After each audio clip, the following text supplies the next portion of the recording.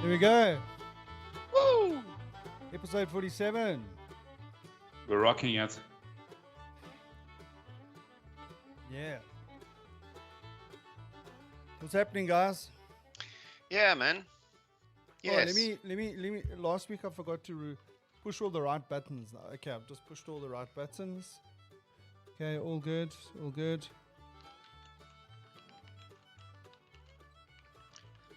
So, how was everyone's week? Yeah, not bad. Not bad. Yeah. Yeah. Are we doing ratings? I don't know. We are. No, you don't have to. You can just say, "Oh man, I had a shit week." Hey. Who's that behind you, Oleg? Yeah. Yeah. Oleg, there's someone behind you. There's somebody behind me, yes. Don't look now. Don't look now. Don't look now. Yeah. Is that a knife? where the sound effects? Do. Yeah. Sure. Then I'd be really worried if there was Yeah. a No, don't worry, guys. shark Don't coming worry. in the room. Yeah, sorry, I couldn't impersonate Psycho. Guys, the week has been awesome. It's been a properly good week. Very productive. Yeah. Well, Yeah, I think I've had a productive work week. Still haven't got my hours down. The sun's shining. Pubs have reopened. Yeah. With the weather's changing. Yeah. I could almost squeeze a 6.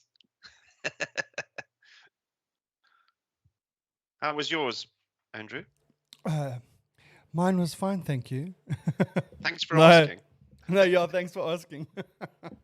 It's been aren't you yeah, going it's on been a holiday productive. soon? It's been a productive week, definitely. But I wouldn't say it's been the best week. I mean, it's Oh, yeah. just been go the whole time, and I was just in the zone, and things were going great, and I thought, okay, this is going to be a good week because I'm in the zone, everything's nicely planned. I'm just going to do stuff, and then the proverbial urgent request comes up, and then the next one, and like your week just you got stuff done, but you just didn't get the stuff done that you wanted to do. So it was a bit frustrating, but anyway. But I'm glad it's the weekend. I'm relaxed, I'm chill, so that's all good. I'm not feeling burnt out like I have been the last couple of weeks. Yeah, all good. Is it still warm enough for you to swim in your swimming pool? Yeah. It was last weekend, not Okay. today.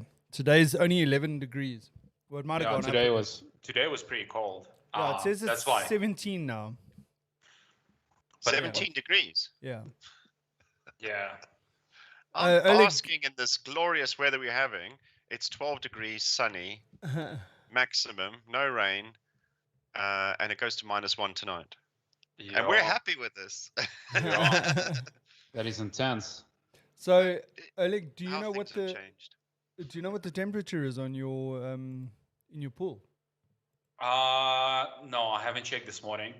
But yesterday it was hovering around 19. All right. 19. Okay. 19, yeah. Yeah, so that's starting to get a little bit chilly. Yeah. It's It's swimmable. It's swimmable until you breach like the 18 mark. Well, when I go down to Cape Town to Fishhook, I mean, generally early in December the temperature is 18 degrees. The sea. Yeah. So, Yeah. and I mean, I swim in that. Yeah. Yeah, my pool was 22 last weekend. I haven't Wow. checked. I haven't checked this week, but it was 22 last weekend. So it could easily have had a dip. Problem is my pool is quite deep, so it's generally runs like a few degrees colder. And you can actually feel the thermal barrier once you Well, once you you break dive. it. Once you dive like a meter, like to 2 meters, you can feel like the water at the surface is quite warm. And it's Yeah. like as you go deeper, it's like you can feel it's getting colder. Yeah. So how do you know how deep your pool is in the deep end? Deep end, 2.2. 2.2. 2.2, yeah. Yeah.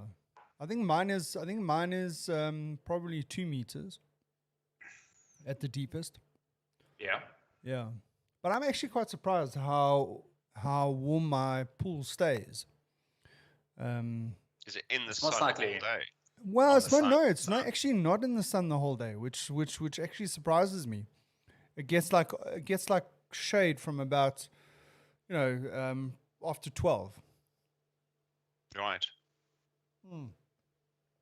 But anyway, it's I'm glad. Oleg, you've got one of those covers that you can put on the pool, right? Yeah. Those are It's the gonna- sorry, though. Yeah, it's the rubber one. The It's rubber the rubber one. stretcher one, yeah. Okay. Because I mean, you get these ones that have got like, it almost looks like bubble wrap, Mm-hmm. and then you put it on the pool, and Yeah. it serves two functions. One, it actually heats the pool up, and then two, it also allows you to halve your filter running time, and also minimize the amount of chemicals that you use during winter. Yeah. So what I would do during wintertime is I would cover maybe 75% of my pool and leave the deep side open, just so I can check the water quality and if there's anything that falls in there. Yeah, like a and dead it's also frog. good. Yeah. And it's also good like that the pool gets some sunlight. Well, I suppose, well, not really, because sunlight kills the chlorine in your pool. Really? Yeah. Wow. That's why if you put chlorine in your pool, that's why you need to replenish the chlorine, is because the chlorine disintegrates Okay. in direct sunlight. Yep. So if you just put one of those floaters in, because I don't know if on my pool I've got to add extra chlorine every couple of weeks in addition to the floater. No, I would generally basically add 200 grams of chlorine chemicals in addition to the floater. Because remember, my pool is 10 by, it's almost a square pool, right? It's 10 meters by 5 meters. That's a large pool, dude. Yeah, no, fair enough. But what I'm saying is, if you put that cover on, then you don't actually have to put the chlorine. You can just put the float in. Yeah. I can see Lester doesn't have an issue with the floaters. No, No, it's the word floater. you're having a Chandler moment. What are you been thinking binge about, watching- Lester? What are you thinking about? No, because it's not the word floater is not commonly used in Europe. What does Because this Except mean? for except for what doesn't flush down the toilet easily. We've got a floater, and you guys are like, yeah, just leave the floater in the pool. yeah, you only have to Guys change heard it the once a expression month. of dropping the kids off at the pool. Well, at least people aren't going to be using my pool then, because they're going to think Yeah. there's a floater in there. We got a floater. Get the kids out of the water. Yeah. Well, both myself and Andrew always manage to keep at least one floater in the pool. Yeah. Well, there's traditions, and then there's traditions. Yeah. Okay, enough about floaters. Let's Enough talk about something floaters. interesting. Yeah. So, what do you guys? I mean, how do you feel about in this day and age that we're in now, where you can order online and maybe our purchasing habits have changed a little bit. I mean, what's your view on sort of like customer service? I mean, what equates to good customer service for you in the current environment? Oh, that's a good question. I think it's severely lacking. I think we've become the business of, and I'm talking on the UK side, there's such a volume of online ordering. It's become habit. You can order something in the morning, it arrives in the afternoon. The industry behind the logistics is booming. And it's become such a big thing. And if I had a courier come and collect something this week, and I'll use this as an example. I over-ordered something and I needed to go back, and I tried to schedule the courier to come and collect it. And when this guy arrived, he was doing, and bearing in mind, we have a number of courier companies that do home deliveries. There's loads of companies that do it, and the volume of them, you see the trucks constantly in your street all the time. And I looked at this guy, because you can track your driver and see where he's at. And he's like, well, he's half a kilometer away from you. You are number 87, pickup number 87. He's on pickup number 12, and he'll be there in 45 minutes. I'm like, what? Start doing the math. These guys are knocking on doors like every minute and a half to drop off a pickup. That's insane. And they on a tight schedule, day in, day out. I don't know how they do this. I have sympathy for them. But behind the scenes, the companies are making a huge amount of money on this, on these logistics. And the service I got was pretty dire, except for the guy at the door who was trying to help. Yeah. But I tried. There's no way to phone anyone to say there's something gone wrong with this collection. There was no. Eventually, I scratched around and found the actual depot's number. Phoned the depot. Poor customer service there. It's all online. You can only do stuff online, and when it doesn't follow process online, it doesn't work. So I'm missing that touch. You know, if I get that it's trying to make your life easier, but when it doesn't work properly, and there's no way around it. So I think that's just one thing. Sure. And then what do you? I mean, in terms in anything, I phone up customer service center. You don't have customer service. You are another number in the queue that they're trying to churn out as fast as possible. And whether that's my broadband provider, I remember those days where you'd be on hold for 2 hours, or even the online bots that they use, just not geared up for it. Yeah. So we're missing that touch. And if I look at, change that completely, and I am rambling a bit. If I look at my little village's high street, the main street where all the shops are, the shops that are starting to emerge, and because of online ordering, a lot of traditional shops have shut because there's not enough footfall. And they're starting to come back again because of customer service. You know, I walk into a shop, I know the guy's name, we've established rapport over time, and I'm like, if they go, then this customer service doesn't exist in any context. Yeah. So I think it doesn't exist in a customer service unless you have a good shopkeeper that has the personality for it. I don't feel welcome as a customer anywhere, except these shops. And when things go wrong, the service I'm getting is with disdain. So, yeah, there you go. Are you done? Are you done? You did ask. I'm sorry, I did. I got a few comments to make because I do online shopping for computer parts and stuff quite often.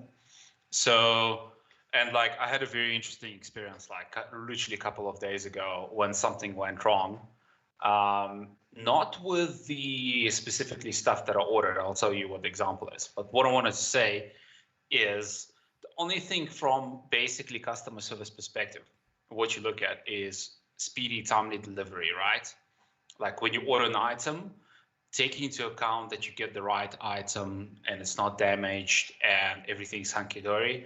The only thing that you're really going to look at when everything is going right is the speedy delivery, right? You order the item, they tell you that it will take 3 days to get there. Or let's just say it will take you a week to get there. And then on a week dot, you get the stuff. That creates a very positive impression.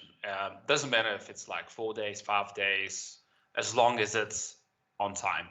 As long as it's like you're expecting it on the day and you get it on the day. I think that's really good. And in terms of customer service, things really get tested once things go wrong. So in terms of you get the wrong item, not what you ordered, you get a damaged item, right? Whether it was damaged item from the onset or it was damaged during the transportation, or alternatively, you don't get your item delivered at all, right? All of this happens, fairly rarely. My example though is it was actually, I have been subscribing to Bitdefender, which my antivirus installed on 3 home computers. And what happened during last time, and I haven't noticed, is their subscription process had an auto renew feature turned on by default. And because it was small text and it was a really small checkbox, and you have to scroll to get to it, right? I didn't see it, so it was turned on. So what happened was the auto renew feature kicked in, and what they did is they nailed everyone with the auto renew feature at like 40% premium to what the product actually cost. So then I was like, well, that's pretty shady. You know, it's like, A, I didn't get a notification email that it's about to kick in. B, you know, it's like number one, if you charge the regular price, you know, like the similar type of price that I paid last year, that's fine. What they did is they basically doubled it. They doubled it. And I went on Twitter and I saw a lot of people are complaining about it, saying, okay, well, if I actually buy a product from scratch, it's going to cost me like 50% less. And the guys are saying, oh, you know, we're sorry, like the process wasn't well like designed and thought after. But I'm like, for me, it's an issue of trust, right? You have a security company that looks after the security on my home computers and the PC infrastructure, the IT infrastructure, and then they do this. So I emailed them saying, cancel my subscription, refund me. They say, okay, refund is not an option, but what we can do is we can give you a 50% discount on your current subscription. So it runs for a year, and then you can choose not to renew it. And I'm like, okay, cool. That's fine. But then you got the same problem in a year's time. No. Then he unticked the box. Then they told me, it's like, no, go to your profile, disable this feature, blah, blah, blah. And I'm like, okay. Like, so I went there and I disabled that feature. Yeah. So I was like, but I'm like, I told them, guys, you know, the Bearded Fen subscription support team, like, this is what you're doing is you're just damaging your brand. Because like, if I can't trust you to do the right thing, because you have my credit card information, right? If I can't trust you to do the right thing, you know, like, no matter how good your product is, doesn't matter if it's the best in the world, I'm still not going to get it. Yeah, so those 3 words is the ones I hate when you speak to somebody in customer service and they go, I'm sorry, but. I'm sorry, but anything after but is bullshit. Yeah, you're not sorry. And yeah. So, well, the reason why I brought it up was because recently I tried to order something online, not from my usual Take-A-Lot website. I ordered from another website, and I ordered Alibaba? it when sorry? Alibaba? No. Yeah, in South Africa. And as I ordered it, when I ordered it, it was in stock. And I placed the order, paid the money, and when I got the confirmation email with the link to say, okay, this is where you can track your order. And I go tracking the order and it says on order, right? So I mail them and say, listen, what's the deal? Does that mean that it's on back order now? And they're like, I send the mail, wait 2 days, get a response, say, yes, it's on back order. It'll arrive in a month's time. Yeah, I avoid dealing with suppliers that don't have a good stock management system, right? Like, because it actually never happened to me, but with the PC stuff, the guys that generally maintain really good record, and you can see is like how many items are left, or whether you can order. Well, look, I mean, this was on, and I'll name it, the other website that's the other website. Yeah, just behind Take-A-Lot is Loot. I don't know if you've ever used Loot. Yeah. So this was Loot. Right? I avoid them like hell. Yeah, well, the problem is when you're looking for something and no one's got it and they're the only one that's got it. Yeah, I would still just order it from Amazon though. Yeah, but the problem is that on Amazon it would cost me double the price. It's fine. Right. So is it fine? Anyway, it's what fine. happened later in the week, I saw someone else had this thing in stock. Okay. But it wasn't an online website, it was advertised on Facebook. So I messaged him. I said, "Hey, listen, Delo, what's your stock level?" Okay, no, we got 6 left. So I said, "Okay, I want to order." So call, send me the quote, And they said like, okay, can you pick up today? I said, okay, I can pick up today. No problem. Get in my car and I'm on my way. And the next minute, I get a message and I say, hey, listen, I'm on my way. And I get the message back and say, oh, sorry. Those 6 that we had in stock, someone went and bought all of them. And by the time we Wow. want to do, so like I'm Wow. getting a little bit agitated because like now this is the second Yeah. time it's happened to me. You see. Like So anyway, you, so I messaged the guy you've been, back. you've been stalked by scalpers. Yeah. So anyway, so I messaged the guy back and I said, oh shit, I've just cancelled my other order, the one that's on back order. You see. So anyway, the guy says, oh no shit, he's really sorry, and I'm like, I'm like muttering a little bit. Anyway, so I said, okay, listen, dude, it's fine. It's not a problem. I've been able to reverse my cancellation on Loot, so it's fine. Don't stress. 7 o'clock that night, I get a message from the director of the company to say, hey, listen, he's arranged. They're going to have 10 more in stock tomorrow morning. And he's going to put 2 aside for me. And I must just confirm with him in the morning that, whether I want them. So I said, yeah, cool, no problem. So in the morning, the guy sends me the quote. I was cool, I'm happy, no problem. He'll keep them for me.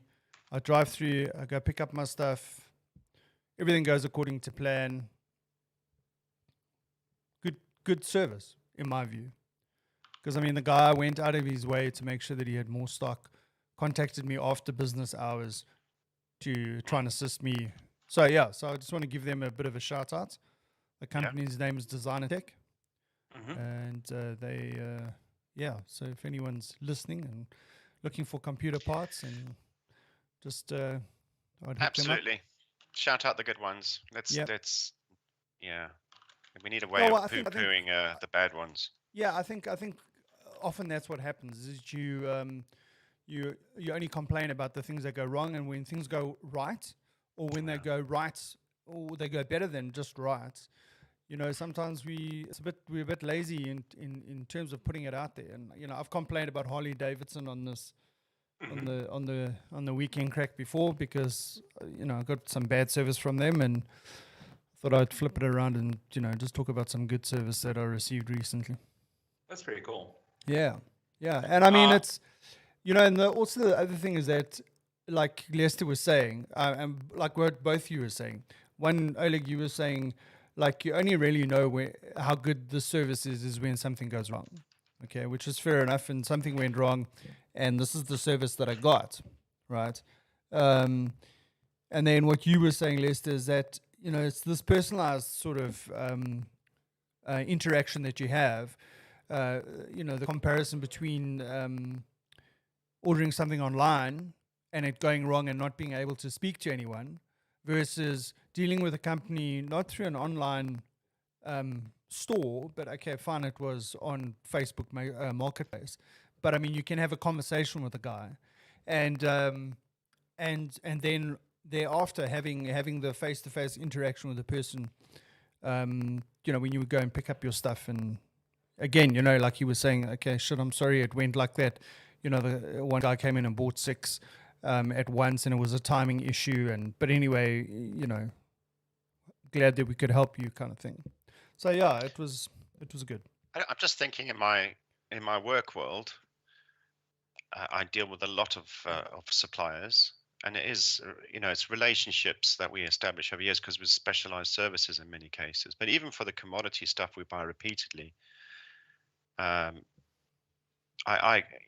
get very tired very quickly of so-called account managers giving me lip service. That they're actually destroying their own relationship with me if they just give me lip service, the standard stuff. They haven't been trained to work at this level. But if I flip the coin and think about how we treat our customers, now we're probably just, there's probably customers who are just as frustrated as I would be if the roles were reversed.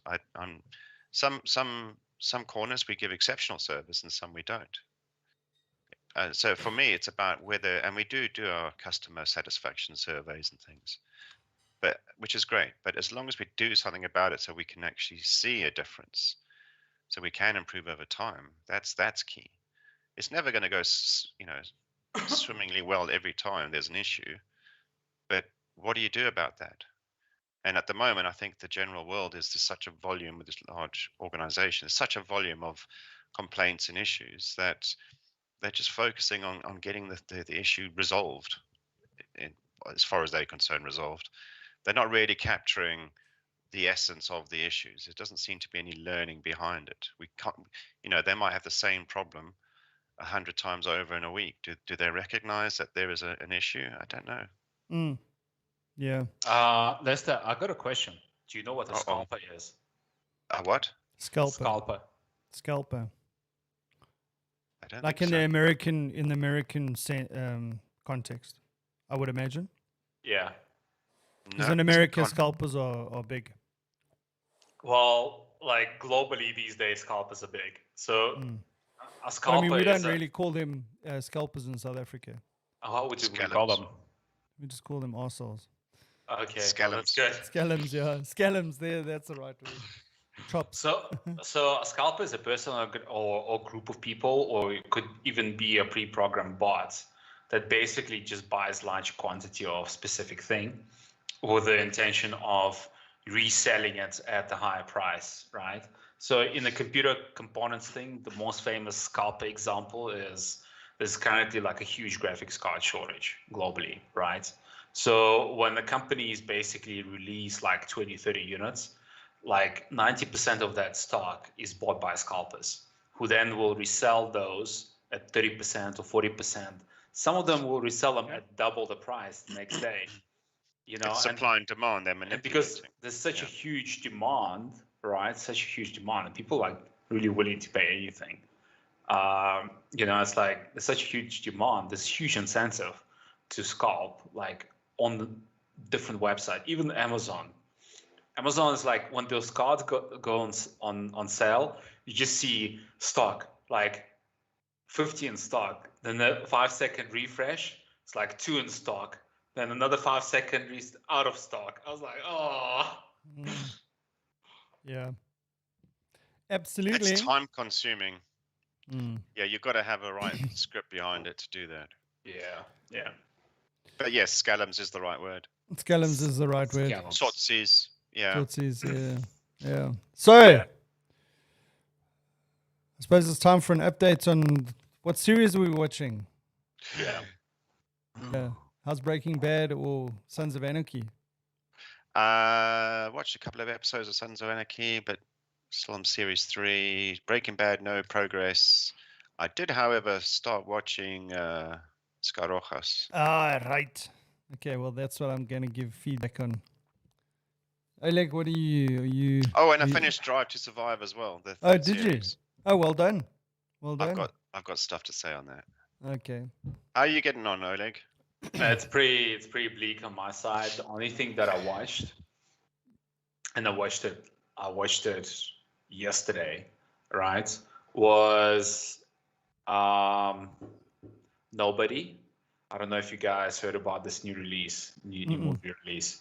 No. Nobody, and I think it's called Riders of Justice. It's a Danish movie. Okay. Well, tell us what it's about. Is it a series or a movie? It's a movie. Both are movies. So Okay. Nobody is quite. It's like it's already hitting the screens now. It starts off very like typical middle America, typical guy, typical family, and then this dude gets robbed, right? Mm-hmm. And then he has a chance of actually disarming and maybe capturing both of the robbers, that broke into his house. But like he doesn't do it, and then like the next thing is like everyone's making fun of him for being a wuss. It's like he had a chance. Even his son tackled one of the robbers, and then he was standing behind the other one with a golf club. He had a chance to actually knock him out, right? But like he didn't take it, and the robbers escaped, took his watch, took some of his money, and it's like everyone's making fun of him. And then Is this the long story or the short story? The short. This is just the basic synopsis. It's basic The basic synopsis. I It's might not not the have to watch the storyboard. movie. Don't confuse it with a storyboard. And then you realize that the guy was actually a hitman and was like really good at what he does. And it's like, and then the story evolves. I'm not gonna, no spoilers. I Okay. think, yeah. Yeah. Context. He Got was it. an accountant. He was an accountant. Okay. He was the last guy that you'll see because they used to send this guy in to reconcile things. All right. It's a bit like Breaking Bad, reconcile. where Yeah, a yeah. science teacher turns into something else. Yeah, Yeah. exactly. Yeah. So anyway, I decided to watch Sky Rojo. How was it? I watched. Okay, so there were 8 episodes. They are half an hour each. I didn't realize they were half an hour each. Yeah, they're But short. Yeah. yeah, they're short, so you get through it quite quickly. It's still 4 hours worth of watching, but I just love the way that it's being made. The sort of like cinematography, or it's just like, and the way that they've packaged it, and the way that the storyline goes, how it chops backwards and forwards and explains, as they're going through the episode, they're going through a bit of the history of where the people come from and how they got to where they are, and all that kind of stuff. And it's, I mean, it's quite, I suppose, quite graphic in places, which is almost like, I would put it in like sort of like the Tarantino sort of ballpark in terms of the sort of graphics that you see. And I just realized how desensitized I am to that kind of stuff when watching these programs, because I started watching it with my daughter last night. Rewatching, check your eyes, dude. And like halfway into after the first episode, I said to her, listen, okay, maybe this wasn't such a good idea, because it's quite graphic in terms of the violence, right? So anyway, but yeah, I think it's very well made. I see the second season's coming out now, in June, July. So I can't wait for that. And the soundtrack is pretty good. They've got some really, really good music in the as part of the soundtrack of the show. So so I would recommend watching it. Yeah, I'll definitely. Yeah, And I think laughed. It's funny in places. It is It's quite funny in comical in places, places. yeah. Yeah. I mean, I think that's always the problem with a new series. They have to, you have to introduce the characters, give them context, history, so you can see how it all pieces together and how the story evolves. And that can be hard. So you as a producer, you have to, as a writer, you need to figure out how much to showcase or not. Yeah, and the So sequence the that you story do it doesn't. in. So and it's very hard in a half an hour episode. Yeah. So yeah. the guy that made it is actually the same guy as the guy who made Money Heist. Exactly. Yeah. Same Exactly. producer. It seems like he's got his shit together. And I agree with everything you've said. It's a bit Tarantino. I like there's good music, the visual effects, the cinematography is pretty good. And I was trying to draw parallels. I haven't finished watching the first series, but I was trying to draw parallels with Money Heist. And I think the cinematography is definitely similar. Yeah, I suppose so. Because with these producers, they like certain type of shots. They like certain type of like camera angles. They like certain type of when the camera basically revolves around the scene in a certain way. Like those are like little signature elements. Yeah. I just thought there would be some sort of commonality in the type of characters you'd have. Oh well, but it's different. It's different. It's completely different. And I think maybe it needs to be. Yeah, and look, I mean, I think in terms of the way, because I mean, Money Heist also does do that, where they go back to explain where the people came from, or how they got to where they were, when they were planning. In the last series, right? Sorry. Even later on, it's not just the first series. They do it throughout all the series. Yeah, well, I wouldn't know because I didn't finish watching Money Heist.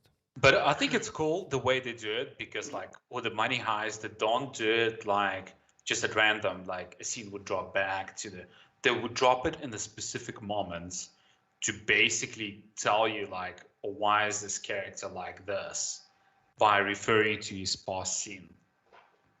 Yeah, fair enough. Yeah. So I look. My view is it's better than Money Heist. Okay. I'll definitely give it a I shot. think the story is a lot tighter than Money Heist. I've said this before. I just found the storyline of Money Heist a bit loose in places.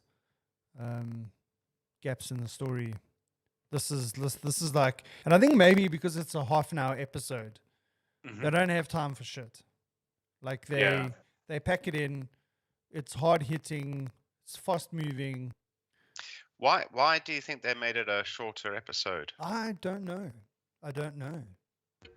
I must maybe have a look up and see why they did it that way. I'm trying to see if it's the same writers between Money Heist. You see, it's different writers. It's different it would script be. writers for the Skyrocho. It's supposed to be so what this is. I didn't realize this, but Skyrocho translated is actually the red leatherette. That's what it means. Huh? Check that out. I thought it was Okay. yeah. Oh, there you go. Google Translate, dude. Anyway, yeah. So I would recommend watching it. I'm busy watching it the second time. Wow. Was it that good? Yeah, it was that good. I think Okay. what happens is also because, like, I'm watching it in Spanish with English subtitles. I do think you tend to miss a little bit. So now that I know a little bit more or less about what the story is about and whatever, now I'm, watching it again and picking up different things. Yeah, but it starts off pretty hectic. The first episode definitely sets the tone for the rest of the series.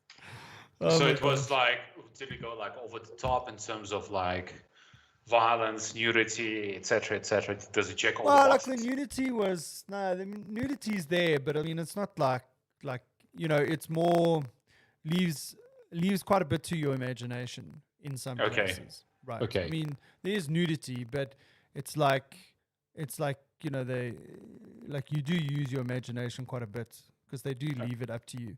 Okay, cool. So Because it's I mean not it's explicit. age restriction is 16, so it's not like Seems not fine. like yeah, seems fine. Yeah, walk in the park, eh? But yeah, the first episode. This is like. Yeah, no, the first episode definitely sets the tone for the rest of the series. Good family viewing. Yeah. How many episodes have you done, Lester? Just out of curiosity. Oh, why are you muted, dude? You muted. I think we lost them. Yeah. No, he's muted. I think 4 maybe. You're on mute. Sorry. Yeah, 4. Yeah. So I'm at the point where they've gone on the bus. All right. Yeah, I'm on the end of that episode. Yeah. Yeah, so that's the end of episode 3, I think. Okay. Yeah. Sweet. Sweet. We'll keep in checking in there. Yeah. We'll catch more of that. Yeah, but now So- talking. Yeah, no, you go ahead. You wanted to talk No, about. I was going to say, not that Oleg's managed to watch it yet, but Drive to Survive, Yes. that third series, is just brilliant. Mm. They've got their cameras in all sorts of places now. They're capturing so much footage that they can splice together reactions and scenes that supports everything. Yeah. It's not about. You don't have to be a Formula One fan at all. This is drama. Yeah. Sure. And but the sound, even the driver whispering in the cockpit at the end of a race, they've managed to get that out without any background noise, considering how loud those cars are. Wow, that's Yeah. impressive. But the whole cinematography is so well done. Yeah. It's so well done. They've clearly learned from series 1 and 2 that 3 is just How to package brilliant. it. Yeah, how to Yeah. package it. Yeah, it just seems to get better. But I mean the reality is that there's so much other stuff that they didn't include in the series that they could have. They could have actually made 10, 10, 10, 10 20 episodes, 10 more episodes, right? Or they could have Yeah. part 2. They could have part 1 and part 2. I mean, they could actually like have released part 1 now, and 6 months from now, in the middle of the Formula 1 season, just to keep everyone still hyped up about it, released another 10 episodes, a part 2. Because there's so Absolutely. much content that they But didn't I like cover. the fact that they didn't do like one episode is one Grand Prix weekend. Yeah, sure. Yeah. They've done it as stories Yeah. that spans different weekends and different contexts. So it's That's almost right, a yeah. per team kind of story. Yeah. What I'm And I gonna do think- is I'm gonna start from season 3. No. You got to do season 1 and no. 2. You got to see how it builds. Yeah. But Lester, I think the comment there is that I think COVID created that kind of situation. Oh yeah, absolutely. It's Partly. helped a lot. They've changed the Because- whole schedule, and they had a lot to deal with. Yeah. Yeah, because I think I mentioned this before. They had to, because of the bubbles that they work in and how they manage the COVID thing. The actual Netflix crew was with that that team. I think for the whole season. How many? I'm not too sure. Netflix people are there? Have they I don't got know. traveling around? Because I with the think what they were circus? doing is like they were reusing people that were already in the team, like the team photographer, to assist with that. yeah. I don't know. I speak under correction, but That would I make think- sense. yeah, I think that because of the bubble thing, they had to film it differently. Or yeah, I don't know. Yeah. Anyway, There's not a lot of space in the pit lane, right? There's massive teams, and they're all in a very congested space with all the gear yeah, and all the press and VIPs, and you haven't got a lot of space there yeah. for additional camera crews and things. But that's So- why even the sort of like Sky TV presenters and all that last year were not even allowed in the pit lane. They weren't even allowed on. I Maybe don't they even upset think they were. people. I don't even think they were allowed on the track. The actual presenters.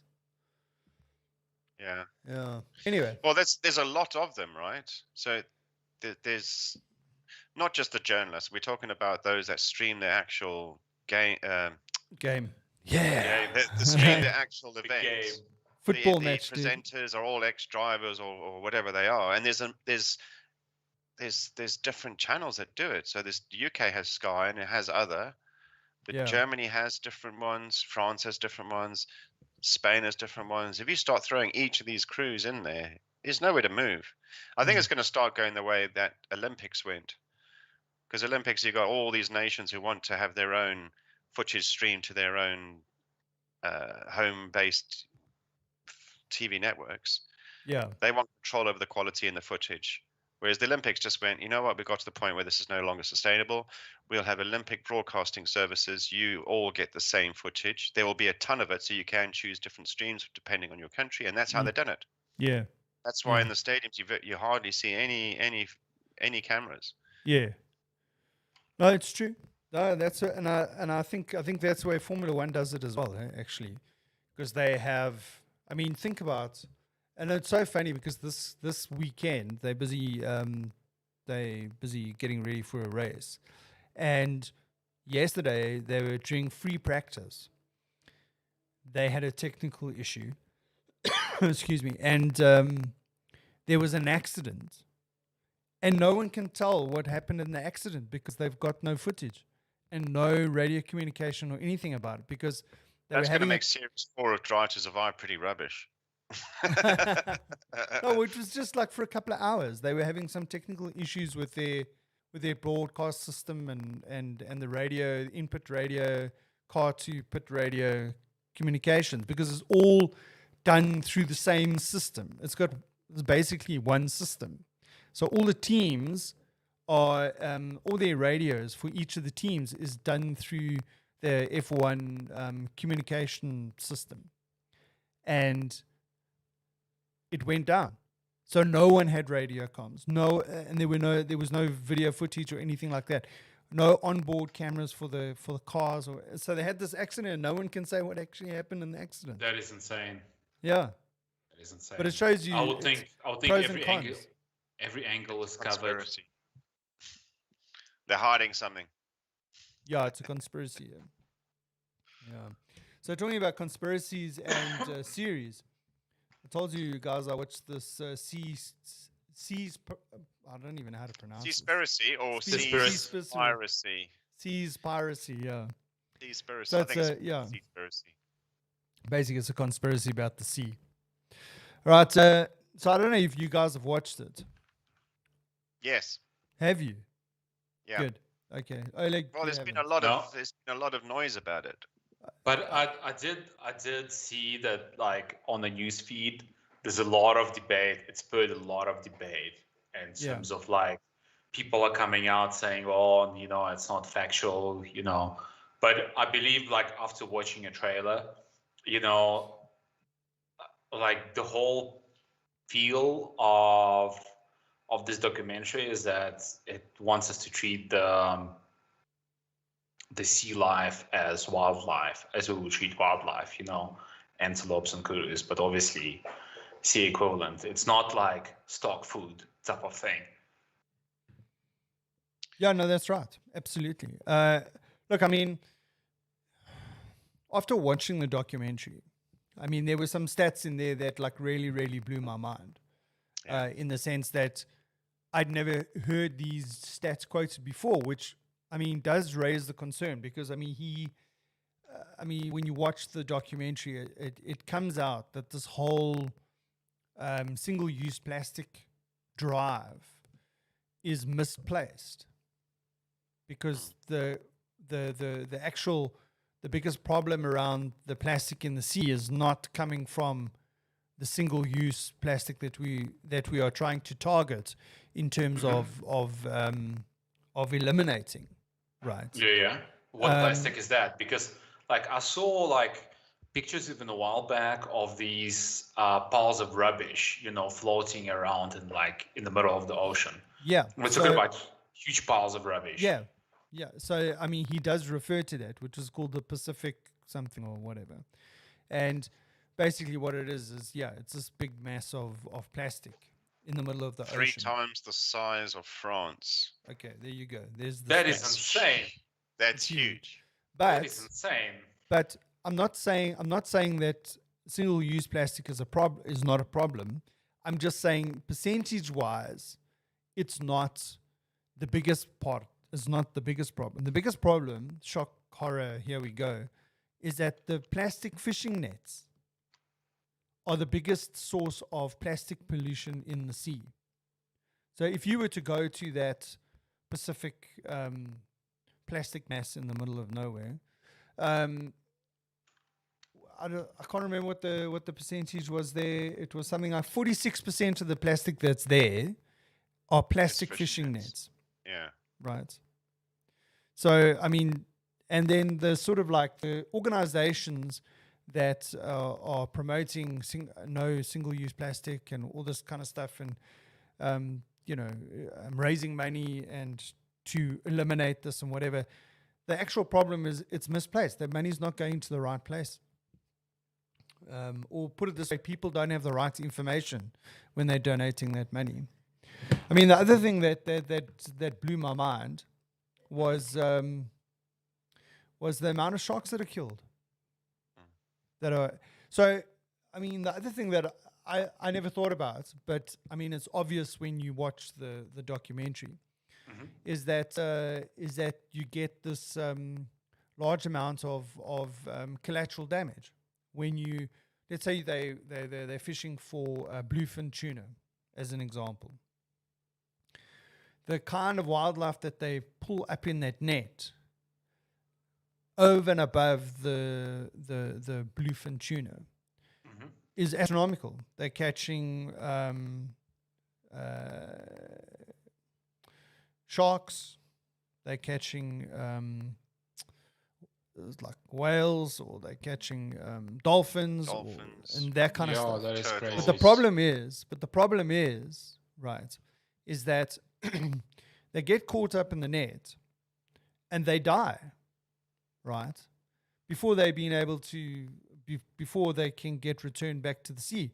And all they do is they just dump them over the side of the ship. Okay, like they didn't survive. So you're losing a lot of sea life as a result of that. And then in addition to that, I mean, you just look at the number of sharks that are being killed per hour. They're talking between 11,000 and 30,000 sharks per hour That are getting killed. I mean, I've never heard this stat before in my life. Like, no one talks about it. Have you got the stat around how many people are bitten by sharks or killed by sharks versus how many sharks we kill? Yeah, all those 12 people per year are killed by sharks. They are killing, the 50 million sharks are dying per year. 50 million. Yeah, so, and these are killed by what they call bycatch, which is obviously scooped up accidentally while fishing. Yeah. And obviously there's a big industry. That's the scale of, I mean, we know the oceans are big and everyone goes, well, what's the context of 50 million? How many sharks are there in the sea? Yeah. But if this has been going on for a while and we haven't known about it and there's no end in sight, this is the problem. Yeah. We take out an apex predator. We're effectively changing the whole ecosystem. The whole ecosystems of the oceans. Exactly. And that kills the ocean or has a side effect that we're not even ready for.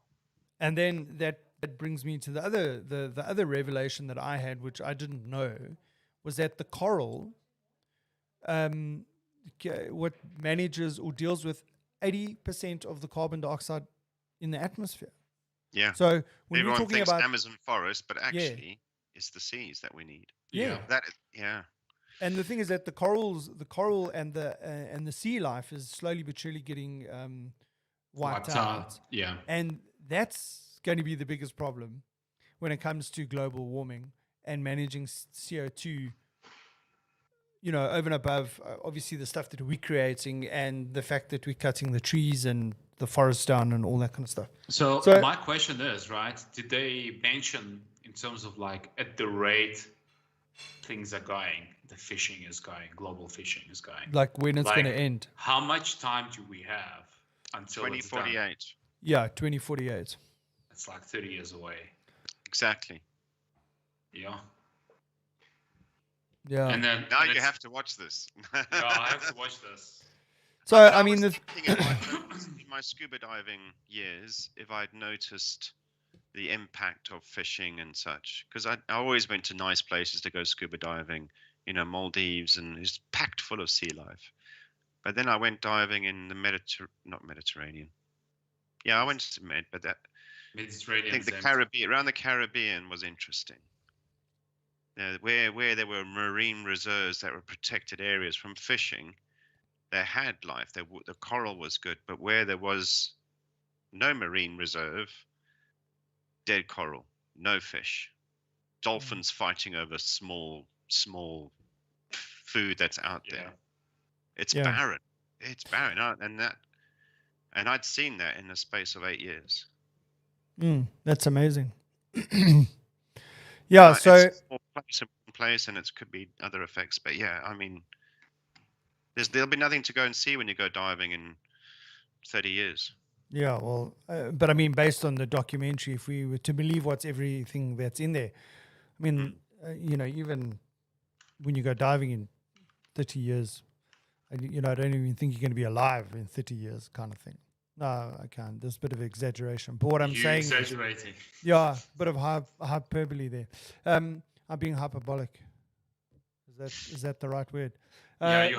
What I'm saying, what I'm saying is that like you can say that because of this and the deterioration in a couple of years, when you go diving, you're actually not going to be able to see this stuff anymore. But the impact of that not being there is a lot bigger than just you know, it doesn't look so great under sea anymore. Yeah, I don't know, but I was shocked at the numbers of sharks that would be getting killed. Yeah, I was just. Yeah, that's insane. Like you guys said, like thousands and thousands a day. I mean, it's crazy, and it's not like they're hunting for them. It's just collateral damage, like you said. It's Yeah. insane to have collateral damage like that. Well, look, I mean, it is a reality that they do catch sharks for shark fin soup and all that kind of stuff. Okay, so that is like organized. Okay, we're going to go out and get sharks for a particular purpose. But the majority of the sharks that are getting killed are by this bycatch situation. Yeah. Where they're getting And caught up did they elude in terms of like, these farms that yeah, they did. They basically- spoke about that. that- it's a is that a- problem. They Is that say a problem or is it a solution? no, it's a problem. They say it's worse than not having them, because of the fact that I don't know if you can remember, Lester. It's got to do with the fact that they are contained in a particular area, and the natural environment is not occurring because they're contained in these like pens or whatever, Like and lakes. sort of like the waste and all of that coming from the fish actually creates there's disease and all that kind of stuff. They that, are diseased, yeah. Yeah. If you think that salmon should be pink, actually the farmed fish, salmon, their natural color is grey. They Grey. actually have to add dye to it to make it appealing. Yeah. Yeah, and you can choose what color you want. Yeah. Yeah. That is crazy, guys. Yeah. I'm scared to watch it because then like I really enjoy seafood, but like that most likely will Yeah. turn me off seafood for a while. How Yeah, many well, sharks were caught in the making of your seafood? Yeah, exactly. Well, No, I think and I mean, they go into a lot of things, right? And I think you need to watch it just so you can ask yourself the questions. Mm. And yeah, there's a lot of stats, and it takes you on a journey, this guy's journey, and with what he's realized. And of course, you can throw stones at it, but the underlying thing is there is a problem. And how do we choose to address that problem? Because it is Yeah. still salvageable, but I just don't think mankind has got it in them. So you think we're not going to have any places to dart by 2050? Not unless something radically happens. mm. And this is the challenge. And they'll go into. You got to watch it. They'll go Well, into. I just hope that this documentary has allowed people now to start asking the questions and start, raise the awareness around what the issues actually are, and what really needs to be tackled to start addressing the big problem.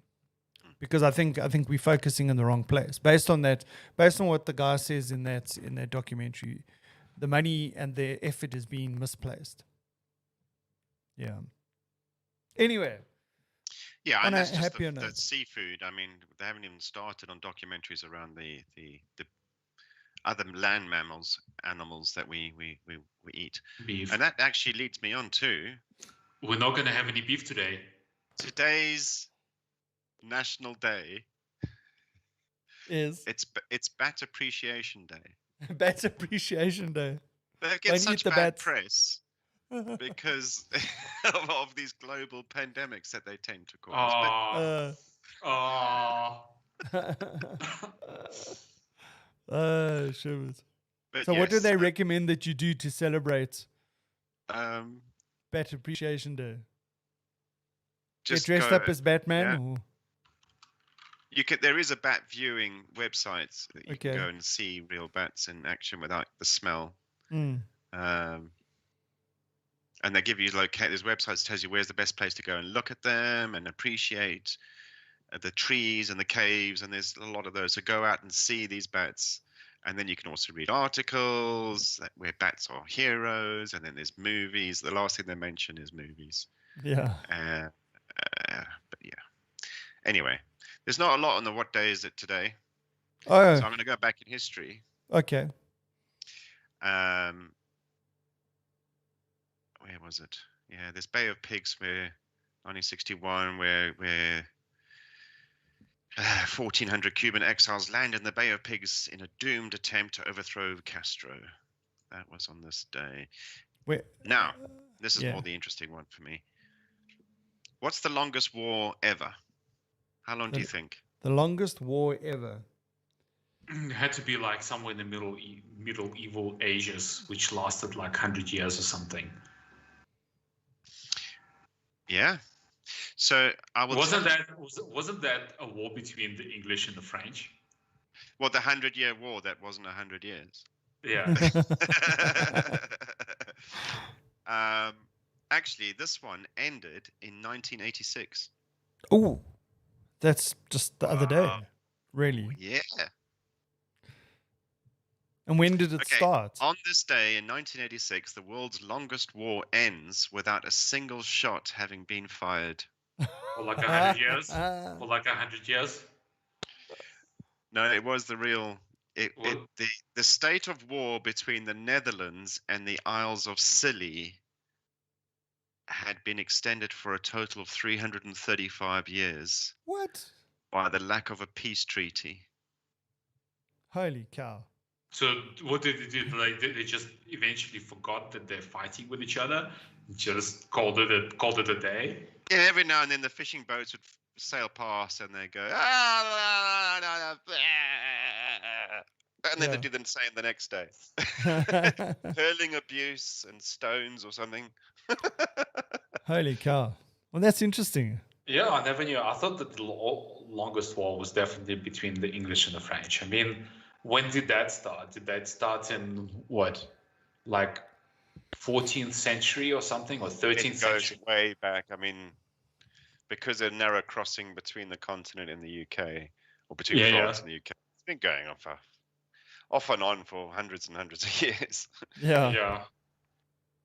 Did To the you point where it's like, are we still at war? Yeah, we're still in the 100-Year War. Oh, this is the 100-Year War? Okay. Oh, yeah. Okay. Yeah. I mean, even today, there's always animosity. Yeah. Yeah. Definitely. Yeah. Anyway, we won't start any more new wars between No. the French and the English. No. We just give them the platform. Uh, And sit back and admire from a distance. Yeah. Let's see what they do with this. Oh, dear. anyway, guys, it's been a great episode. Awesome. Good way to end off the week. Yeah, all good stuff. And we didn't even talk about the problem looming in Ukraine. That's good. That's next episode. Yeah, that's the next episode. And we'll have our yeah. Ukraine correspondent Ukraine from South specialist Africa. correspondent from Yes. South Africa, giving us from the an lowdown. undisclosed location nowhere near Ukraine. Yeah. Undisclosed completely. Undisclosed location. Yeah. Anyway, and like I said last week, Al Jazeera is complaining about us showing the ape Neuralink video. Like who made them the owners of that video? I think It was released. No, but it was released by Neuralink. It wasn't Yeah, yeah. released by Al Jazeera. And That's we've what's his stored in name? Al Jazeera's content did- site. We did give them credit. It's not like we stole the video. It's not like we're claiming that we made a video ourselves. We were pretty transparent about Yeah, exactly. like where the video came from. Exactly. I've put in a dispute. I'll Yeah. tell you how it goes. They must give you money, dude. Yeah, they must pay me for Well, we promoting. just Oh. advertised Al Jazeera, so maybe we can get. Don't watch Al Jazeera. No, I'm joking. No, I'm just saying. I'm not. Okay, I'm not complaining about anything. I'm just saying I found it interesting that YouTube decided to quote Al Jazeera as the owner of that video. That's what I'm saying. Yeah, there's something wrong with their algorithm. Anyway, There's cool. more going on here that meets the eye. yeah, this is a continuing story. We'll bring you an update when one is available. I just hope it's not going to become like a 100-year conflict. 335-year conflict. We can't Yeah. cover this whole thing. Not with the state of the oceans. Yeah. Okay, guys, cool, man. Catch you next week. See you guys. Cheers, guys.